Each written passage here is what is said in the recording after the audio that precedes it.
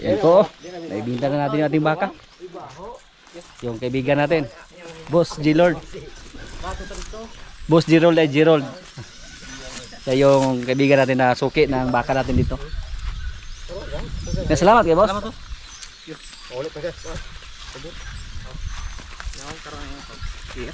Ihatod man na ron, bro. Magdala lang po kalabaw guys ha. Oh. Ayaw yung bulagis burod ha. Ayaw yung bulagis burod kaya mawala na ron. Oh. Binigyan po ng pang-snacks yung mga kasamahan natin dito sa buyer ba. So okay. Maraming salamat po kay Boss G-Rold. Si Pacbones at si Dulo lang ibinila natin. Kung si Bitas, huwag muna ngayon. Alagaan muna natin siya sa loob ng isang taon dito. Mula ngayon, saka natin sila ibinta. Binawasan po natin yung ating mga alaga kasi maray mga baka naman tayo dyan na malapit ng mga anak. Magpapaalam na sa atin yung dalawa nating baka ngayon. Halata totoo sa dong. Goodbye Pacbones. Ibutas pang ilong na bro. Oh, ira.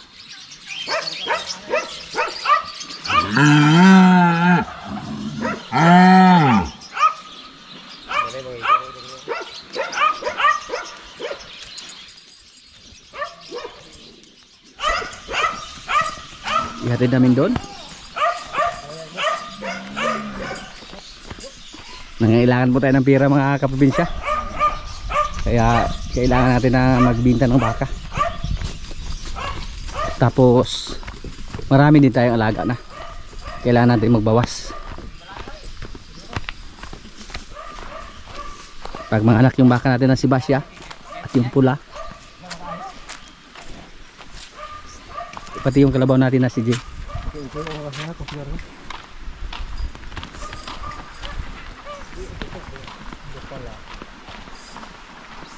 Paano ini po pa ne? Pwede? Ah, dito na? Di, mabad-bad na?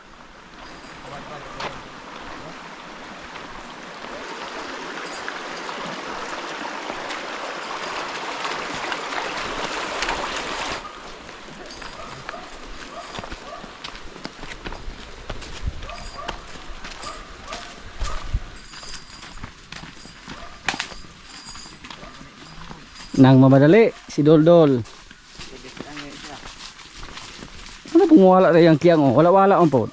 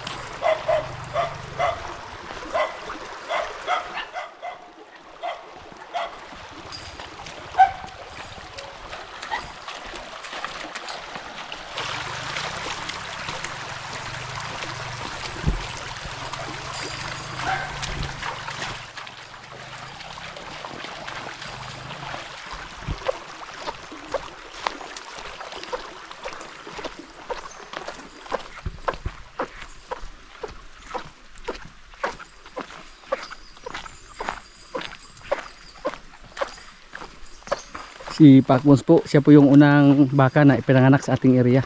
Anak siya ni Basya. Kasi si Basya po yung pinakauna nating baka dyan sa area to. Yung si Doldol, bininta din natin. Marami po yung purpose kung bakit natin siya naibinta. Marami po tayong dahilan. Nangailangan tayo ng pira. Tapos, kailangan po natin magbawas kasi malapit na po mga anak yung mga baka natin dyan.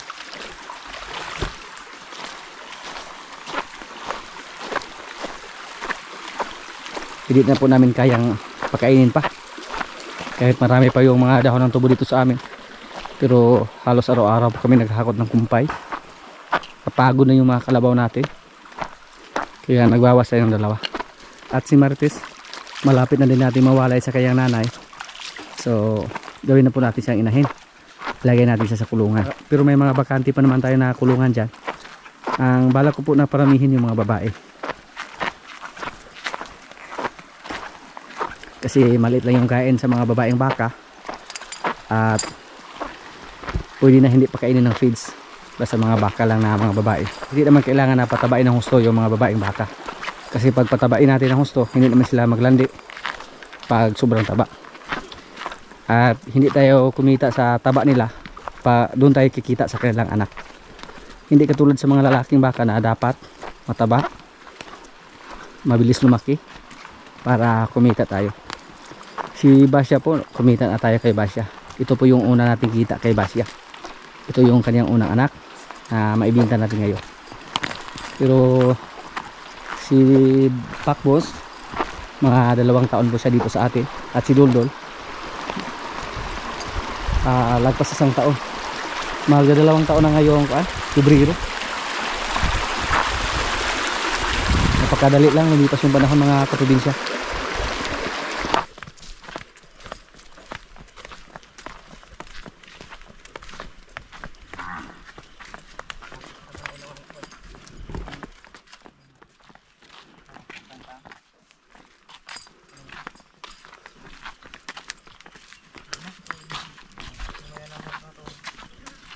Tangtangay ang tubo na daw.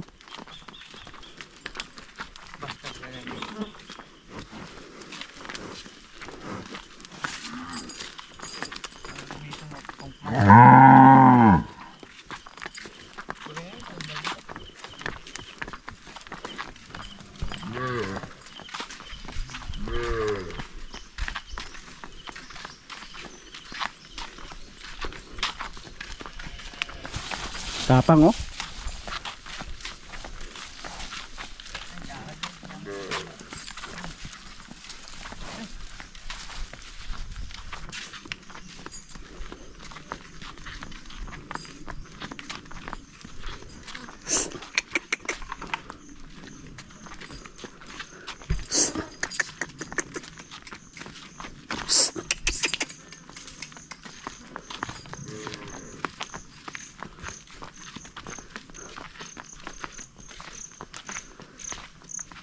Kanina po, si Pugi gusto sana niyang bilhin. Pero hindi muna natin ibinta si Pugi kasi napakinabangan pa natin. Sabi niya lagpas 100,000 na daw si Pugi.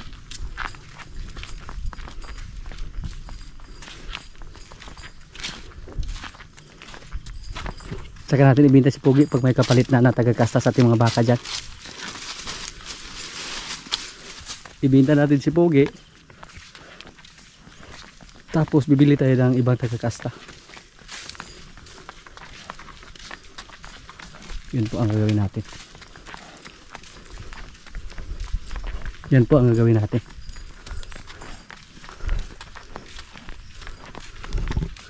Bye bye Pakbons.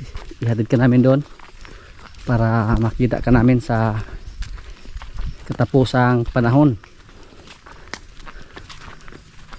Hindi po ganyan yung kulay niya dati mga kaprobinsya, pula po siya.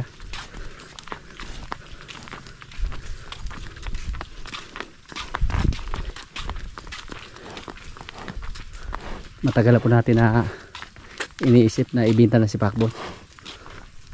Pero ngayon po tuluyan na natin siyang ibinta.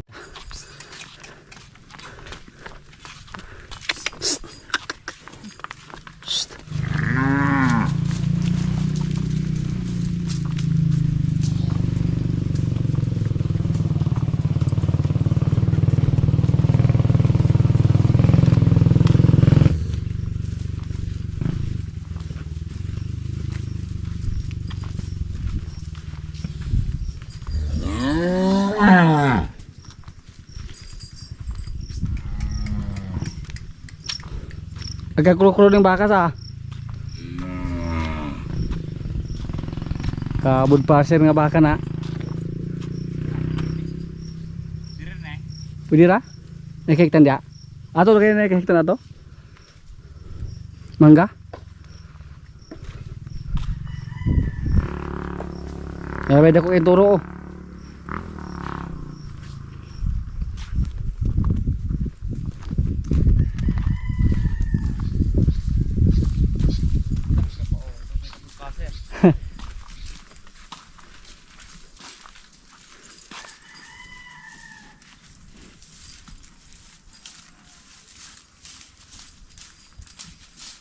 Tinanggal po yung tubo na nakalagay sa tali ni Duldul. Baka magamit pa namin yan.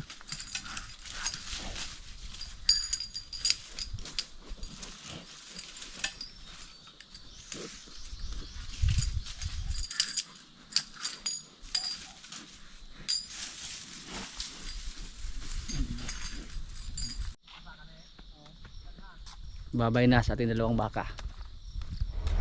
Ngayon naman, magkuha kami ng kumpay.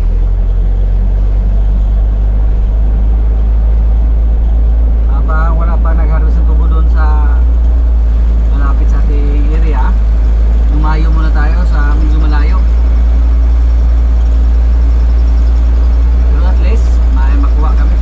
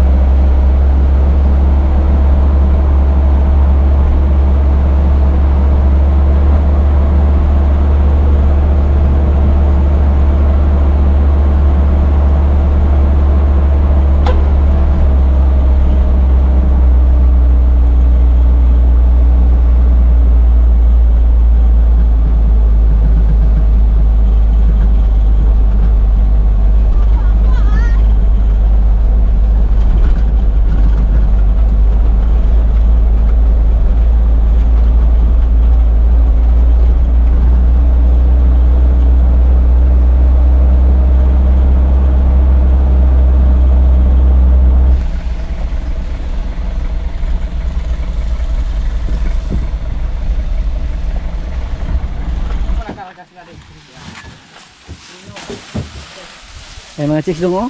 Ay, nagbuwan na loy. Ha? Ano man na? Kapoy ka? Dili ka chicks di ay? Oh, di kaya. Allergic ka chicks na ron? Allergic ko. Kaya mo ganyan na pala magsibuno na. Adi ni. Ah. Oo, bago man. Magnama ko dito. Sibo lagi ka sa? Sibo na. SM? Sa kuan, kulun. Ya, sa amin na may mga chicks yun ron. Ha? Ihatag si Militag sa di ay? Wajah ko. Tingnan na di ay?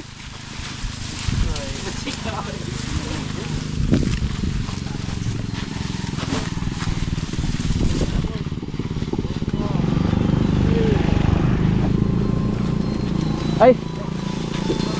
Tuan day oh. Dudung ba? Dijingan na anak. Baldado pilido day. Dapat ke sulod. Kelas itu tak nimo sama sa? Ha? Iji babur ini? Dudung babur ni?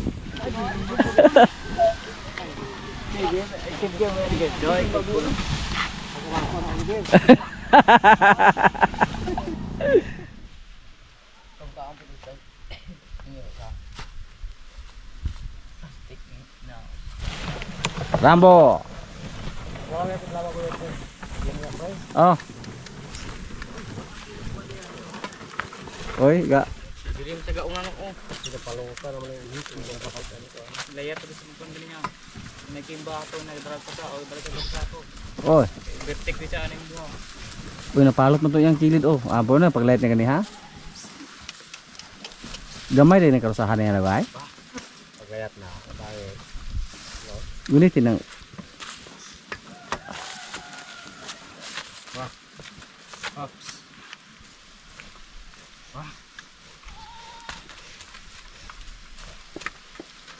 Ops. Ops. Okay. Ang lakas gini si Rambo. Oh. Palaging nang mamadali.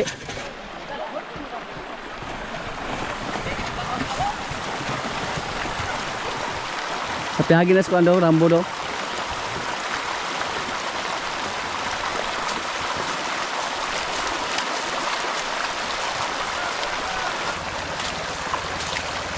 Five.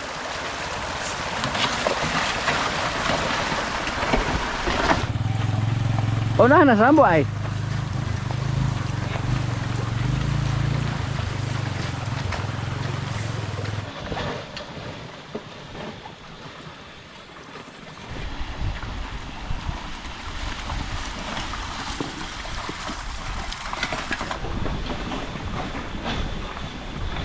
Si Jen. Relax na relax si Jen.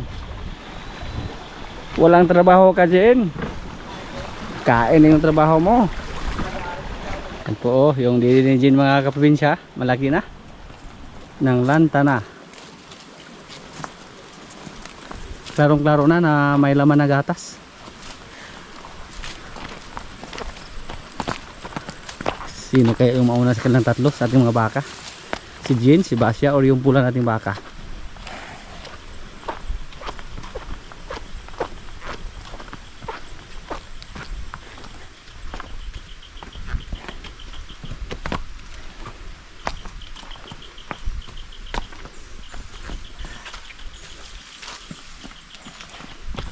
Kaon Jen?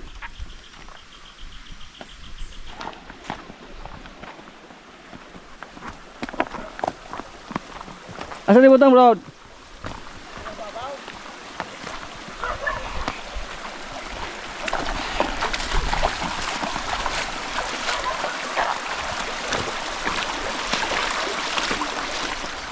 Rồi. Han.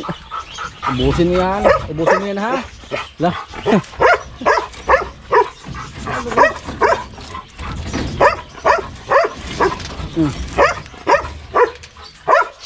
Sawak na sa tubaw. Kena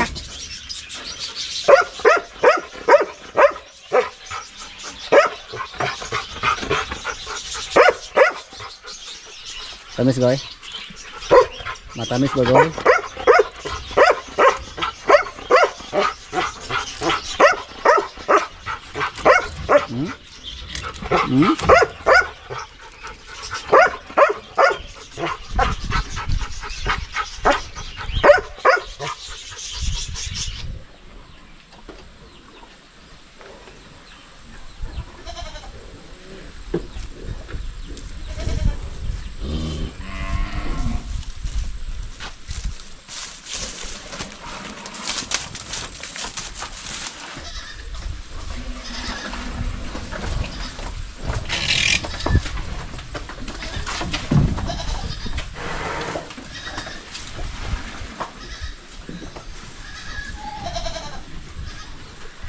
Ilipat po namin sa kabilang kwarto si Kungkong. Ay, kumpiyansa dong ha. Wala nang laman yung kulungan nila ni Kuan, Pakbones at Duldul. So ilipat namin si Kungkong doon.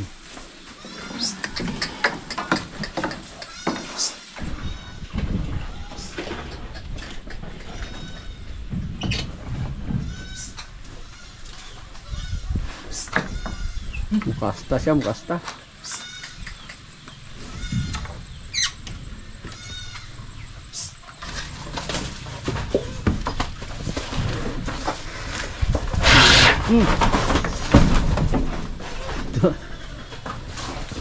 Nagulat si Pugi. Gamay ra lagi. Sutuod. O sutuod yung pasaw. Bo, sutuod yung pasaw. Yan na po ang bago mong kulungan ha.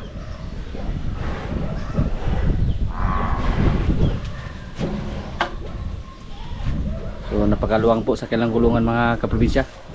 Pwede lagyan ng dalawang baka. Yung manok natin mga kaprobinsya, nagsimula na sila dumami. So ngayon po may bagong sisyo naman tayo. Tapos yung mga manok natin na unang anak dito, malapit na mag-itlog. Mga dumalaga na yung iba. Pwede na nga magkatay.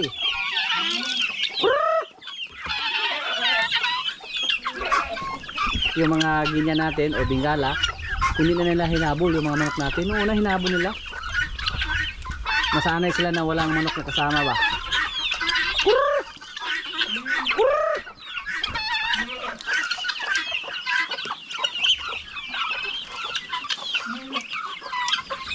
Yung tandang po natin, nawala po yung kubra natin na tandang. Nyala namin, parang kinain siguro siya ng sawa. Kasi umatake naman yung sawa dito sa amin. Sa mga nakaraang video po natin, may gansa po tayo na namatay.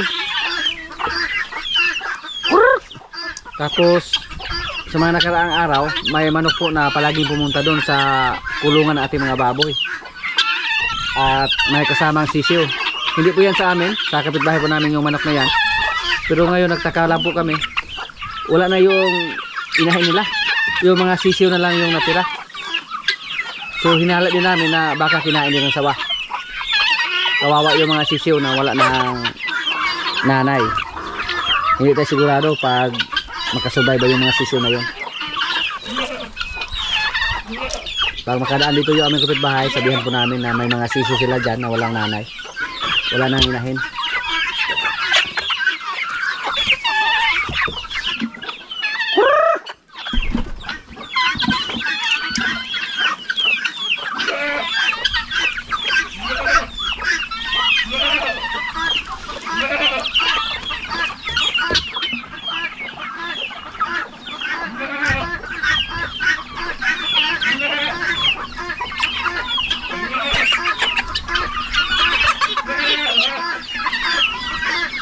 Napakaingay po yung mga bingala. Tuwing gabi, mag-ingay po sila.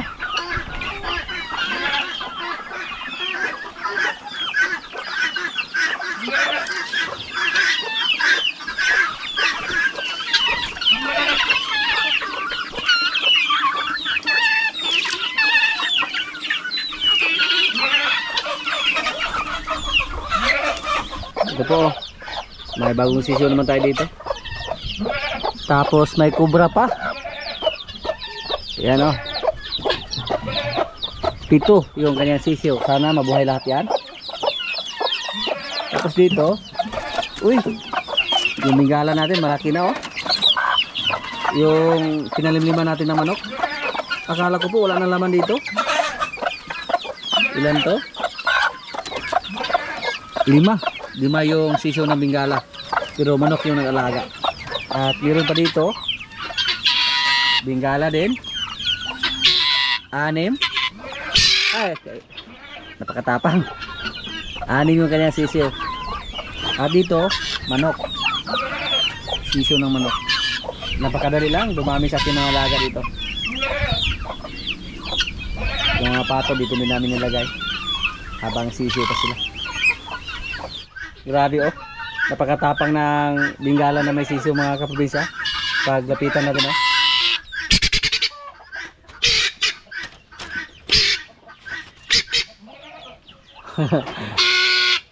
Napakaingay. At yung ating kambing, pakainin natin.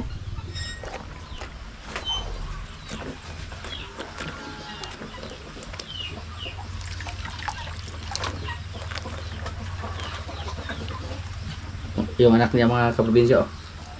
Guwapo. Yan. Parang walang mga sungay sila. Manang-mana sa nanay nila, oh. Walang mga sungay.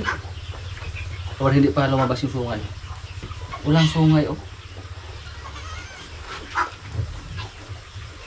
Dalawa po sila mga kaprobinsya, puro lalaki. Tumikim na yung anak niya, oh. Tumikim na sila ng feeds. Pero yung isa, hindi pa. Masarap? Gagot-ot, oroy. Malakas ang kumain ng feeds. Anak po to sa ating blackhead na kambing na malaki. Kaya maganda yung mga anak niya. Yan po ang ating napapansin. Para magkaroon ka ng maraming gatas.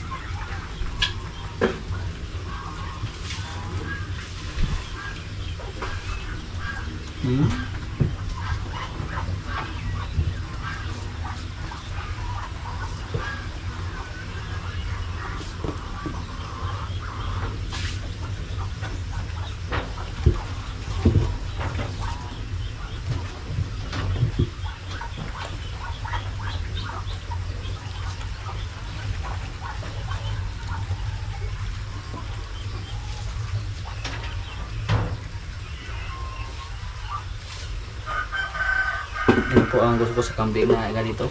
Kalakas kumain na. Napakaganda po tingnan yung kambing na napakalakas kumain ng fish. Oh. Yung iba, napakadali lang magsawa sa fish. Pero siya, malakas kumain ng fish, malakas din kumain ng mga dahon.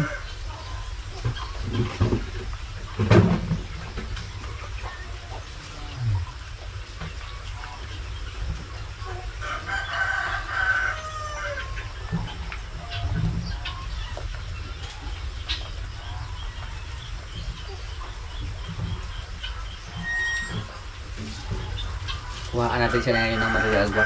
Bigyan natin sa kanya. Or indigofera. Tingnan natin kung may mga indigofera pa ba doon.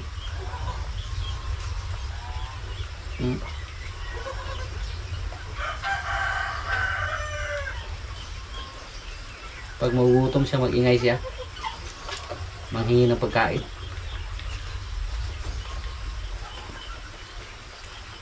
Nagpatapas po tayo ng niyog para mapagawa tayo ng kulungan ng kambing. O kung maibinta natin yung isa nating buwer na taga-kasta, pwede tayong bibili ng babaeng kambing na magandang klase para ipare sa ating George.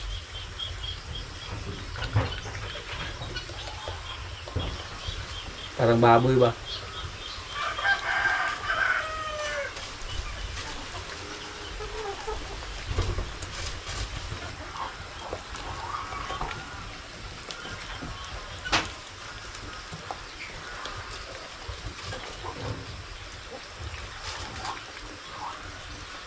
Ano to kanina, pero ngayon oh, sinimot pa oh.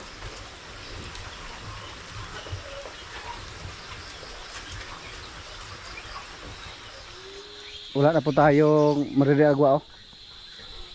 So magkuha lang tayo ng ipil-ipil. Marami pa tayong ipil-ipil doon.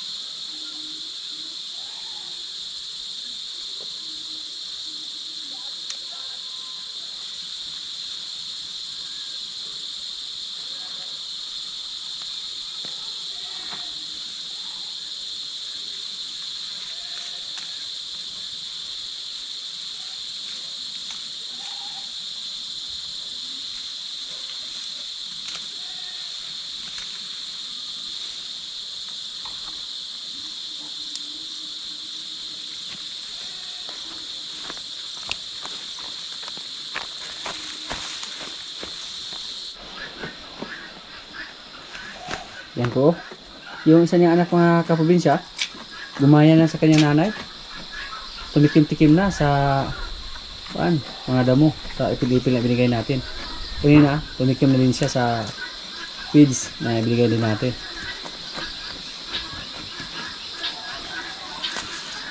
Ngayon po, maglagay kami ng lambat. yung paligid sa kubo ng ating mga patos, lagyan natin ng lambat dyan sa harapan, dun sa gilid, para kung sakaling may sawa na bumalik dito, may chance na mahuli siya.